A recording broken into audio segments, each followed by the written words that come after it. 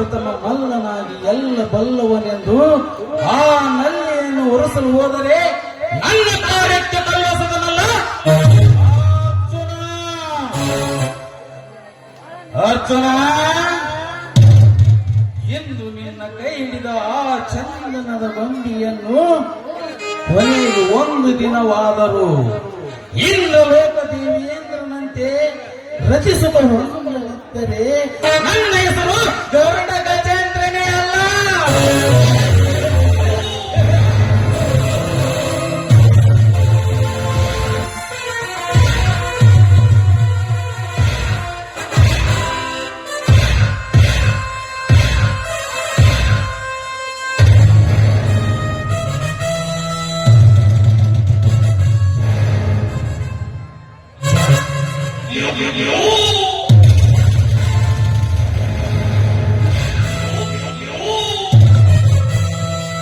ಬಡವರ ತಂದು ಜನನಾಯಕರಿಗೆ ಜಯವಾಗಲಿ.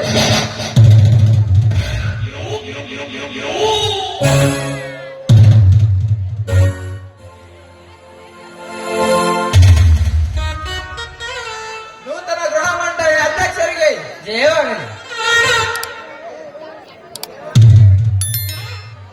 ಜಯವಾಗಲಿ.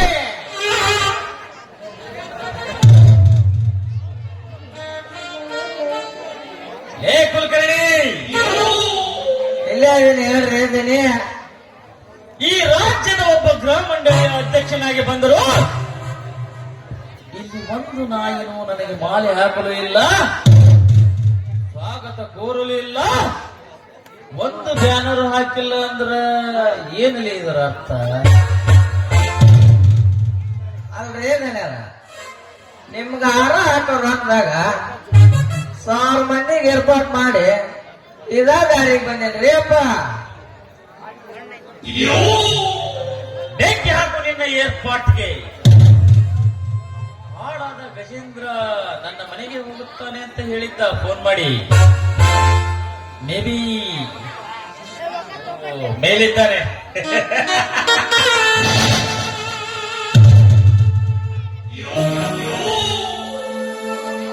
ನಾನು ಗೃಹ ಮಂಡಳಿ ಅಧ್ಯಕ್ಷನಾಗಿ ಬಂದರು ಇಲ್ಲಿ ಹಾರ ಹಾಕುವವರು ಇಲ್ಲ, ಸನ್ಮಾನ ಮಾಡುವವರು ಇಲ್ಲ, ಸ್ವಾಗತ ಕೋರುವವರು ಇಲ್ಲ ಅಂದಾಗ ನನಗ ಅಸಮಾಧಾನ ಆಗುತ್ತೆ. ಇಲ್ಲಪ್ಪ ಬಂದ್ರಿ ಬಂದ್ ತಡ್ರಿ ಬಂದ್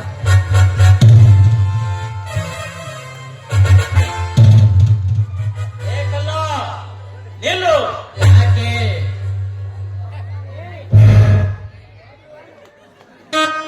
ರಾಜ್ಯದ ಒಬ್ಬ ಗೃಹ ಮಂಡಳಿಯ ಅಧ್ಯಕ್ಷನಾಗಿ ಬಂದರು, ನನಗೆ ನಮಸ್ಕರಿಸದೆ ಹಾರ ಹಾಕದೆ ಹಾಕಿ ಹೊರಟಿರುವೆಲ್ಲ ಮೂರ್ಖ. ನಿನಗೆ ಎಷ್ಟು ಸೊಕ್ಕು ಬಂದಿದ್ದಲೇ ಬಡವ? ಸೊಕ್ಕು ನನಗ ಬಂದಿಲ್ಲ ಗೌಡ್ರಿ, ಅಧಿಕಾರ ಬಂದಿದಂತೆ ನಿಮಗೆ ಬಂದಿದೆ ಸೊಕ್ಕು.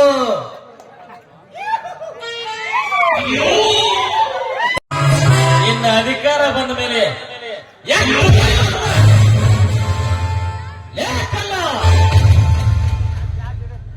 ನನಗೆ ಎದುರು ಮಾತನಾಡುವೆಯಾ ಮಗನೇ?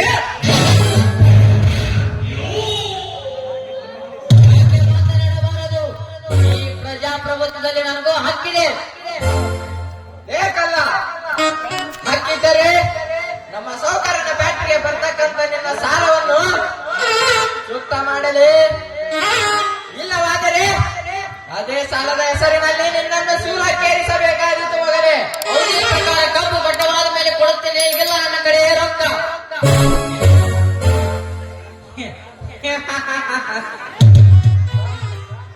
ತಮ್ಮ ಹಂಗಾದ್ರೆ ನಿನ್ ಸಾಲ ಡಬಲ್ ತಮ್ಮ. ಅದು ಹೇಗೆ ಆಗುತ್ತದೆ? ಹೇಗೆಂದರೆ ನೀನು ನಮ್ಮ ಸಹಕಾರನ ಗಿರಿಗೆ ವಿರೋಧ ಮಾಡಿದ್ದಕ್ಕೆ ಮಗನೇ.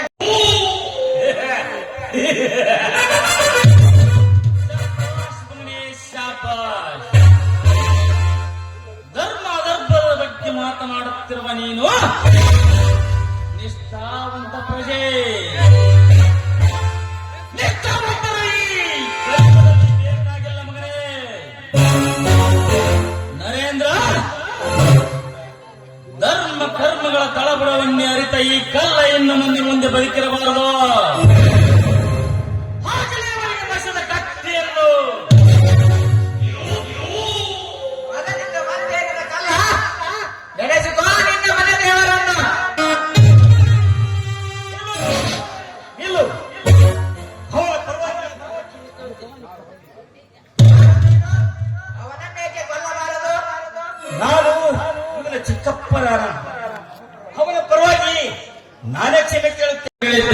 ತುಂಬಾ ಸಂತೋಷವಾಯಿತು.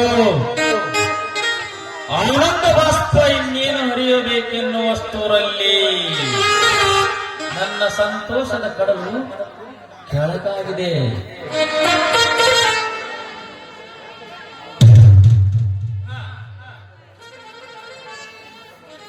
ಅವನಿಂದ ಬರ್ತಕ್ಕಂಥ ಸಾಲದ ಹೊಣೆ ಏನಾದರೂ ನೀನು ಹೊರವೆಯೇ ದೇವರಾಜ? ನನ್ನ ಕಲ್ಲ ನಿಮಗೆ ಎಷ್ಟು ಹಣ ಕೊಡಬೇಕು ಹೇಳಿ. ದುರಜಪ್ಪ ಕಲ್ಲ ಕಬ್ಬು ಹಚ್ಚಾಕ ಗೊಬ್ಬರಕ್ಕ ಬೀಸಕ್ಕ ಅಂತ ಹೇಳಿ 1 ಲಕ್ಷ ತಗೊಂಡಿದ್ ನೋಡಪ್ಪ. ಕಬ್ಬು ಕಟಾವ್ ಆದ ನಂತರ 1 ವಾರದಲ್ಲಿ ನಾನೇ ಸ್ವತಃ ಬಂದು ನಿಮ್ಮ ಹಣವನ್ನು ತೀರಿಸುತ್ತೇನೆ. ಆಯ್ತು ದೇವರಾಜ, ಆ ಕಲ್ಲನ ಸಾಲಕ್ಕೆ ನೀನೇನಾದರೂ ಒತ್ತಿ ಇಡುವೆಯಾ? ಸಾಲಕ್ಕಾಗಿ ನನ್ನ ಸ್ವಂತ ಮನೆಯನ್ನು ಬರೆದು ಕೊಡುತ್ತೇನೆ. ನನ್ನ ಸ್ವಂತ ಮನೆಯನ್ನೇ ಬರೆದು. ಆಯ್ತು ಕುಲಕರ್ಣಿ. ಕುಲಕರ್ಣಿ ಆಯ್ತ್ರಿ ಮಂಗಪ್ಪನವ್ರ, ಅಲ್ಲ ಮಹೇಂದ್ರಪ್ಪನವ್ರ, ಶಾಂತಂ ಪಾಪಂ ಎಲ್ಲ ಸಹಿ ಮಾಡಿಸ್ಕೊಂಡ ಬಿಡ್ತೇನೆ ರೀ. ಅದನ್ನ ಆಯ್ತ್ರಿ ಕೆಲ್ಸ. ಇವನೇನ್ ನಮ್ಮ ಪಾತಾಳಕ್ಕೆ ದಪ್ಪನ ಅಥವಾ ನೆತ್ತಿ ಮೇಲೆ ಇಡ್ತಾನ ನಮಗಂತ ತಿಳಿದಂಗೆ ಐತಿ. ತಗೊಂಡ್ರೆ ಎಲ್ಲ ತಿಳಿದೈತಿ ಬರ್ರಿ. ಹಾಗಲ್ಲೇ ಒಂದು ಬಾಂಡ್ ಮಾಡ, ಡೂಪ್ಲಿಕೇಟ್ ಒಂದು ಮಾಡು, ಒರಿಜಿನಲ್ ಒಂದು ಮಾಡ. ಡೂಪ್ಲಿಕೇಟ್ನ್ಯಾಗ ಇವನು ಸಹಿ ತಗೋಲ್ಕೋ, ಆದ್ರೆ ಕರಾರ ಕಂಡೀಷನ್ ಏನ್ ಹೇಳನಲ್ಲ ದೇವರಾಜ, ಲೆಕ್ಕದವ ನಿನಗೆ ಹೇಳ್ಬೇಕನಲ್ಲಿ ನಾನು. ಆಯ್ತ್ರಿ ಧನ್ಯರ.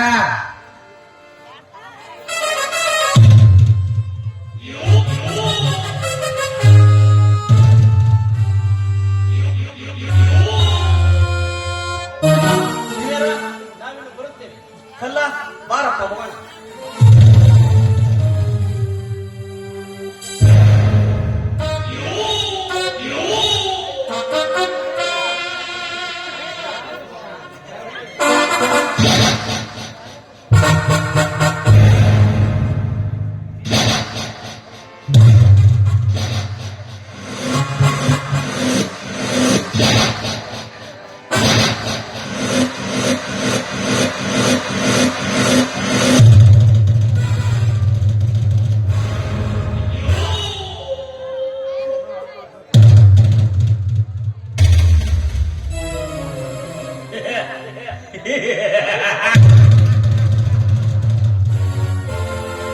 ನಾವು ಧನವಂತರು,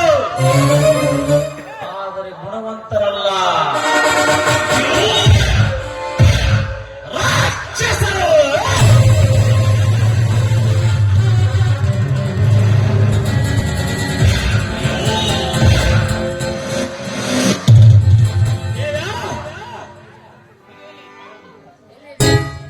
ನಿನ್ನೆ ಇದೇ ಒಂದು ಸಹಿಯಿಂದ ನಿನ್ನ ಮನೆತನವನ್ನು ಸರ್ವನಾಶ ಮಾಡಿ ನಿನ್ನನ್ನು ಬೀದಿ ಬೀದಿ ಅಲೆಯದಿದ್ದರೆ ನನ್ನ ಹೆಸರು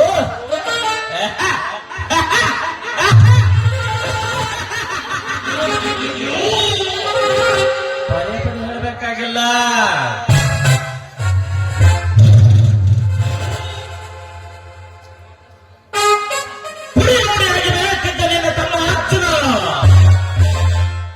ಅವನನ್ನು ನನ್ನ ಕಾಲಡಿಯ ಪುಡಿಯಾಗಿ ಮಾಡಿಕೊಂಡು ನಿನ್ನ ಅಳಿಯ ಅರ್ಜುನನನ್ನು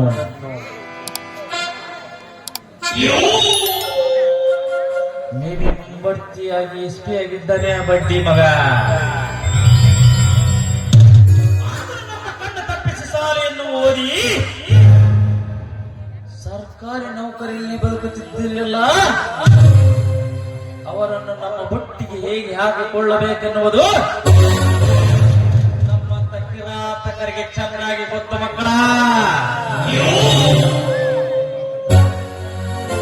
ನಿಮ್ಮನ್ನು ಬೀದಿ ಬೀದಿಯಲ್ಲಿ ಬಿಚ್ಚಿ ಬೇಡುವಂತೆ ಮಾಡಿ ಸರ್ವನಾಶ ಮಾಡಿ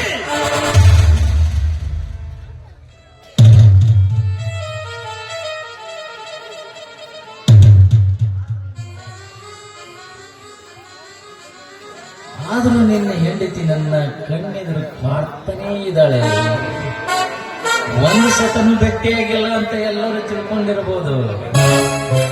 ನೆಕ್ಸ್ಟ್ ಸೀನಿನ್ಯಾಗ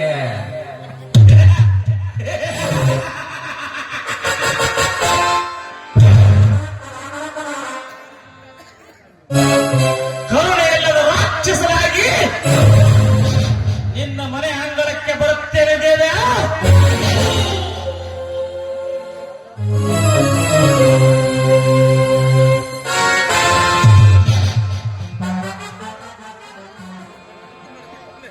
ಕುಲಕರ್ಣಿ, ಆ ದೇವರಾಜನ ಮನೆತನವನ್ನು ಅಳಿದಂತೆ ಕಾಣುತ್ತಿದೆ ನನ್ನ ಮನಸ್ಸು. ಈ ಮನಸ್ಸಿಗೆ ಒಂದು ಮದದಿಂದ ತುಂಬಿದ ನರ್ತಕಿಯನ್ನು ತಂದು ಡ್ಯಾನ್ಸ್ ಮಾಡಿಸಬಾರದೇನ್ಲಿ? ಈಗ ಮಾಡ್ತೀನಿ ನೋಡ್ರಿ. 1 2 3. ಗಜೇಂದ್ರ, ಗಜೇಂದ್ರ, ಅವನು ಸುಖದ ಸುಪ್ಪತ್ತಿಗೆಯಲ್ಲಿ ತೇಲಾಡುತ್ತಿದ್ದಾರೆ. ಯಾಕಂದ್ರೆ ಯಾರ್ದೋ ದುಡ್ಡು ಎಲ್ಲಮ್ಮ ಜಾತ್ರೆಗೆ ತೆಗೆದುಕೊಂಡು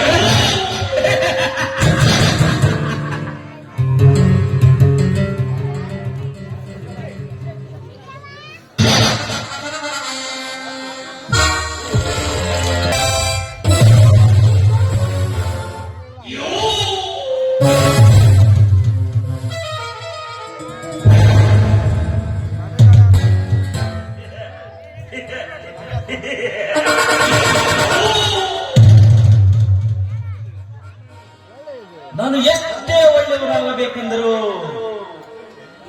ನನ್ನ ಮನಸ್ಸು ಕದಡುತ್ತಿದೆ. ಯಾಕೋ ಆ ಮಂಗಳನ ಮೇಲೆ ಚಿತ್ರ ವಿಚಿತ್ರ ವಿಚಾರಗಳು ಬರುತ್ತಿವೆ.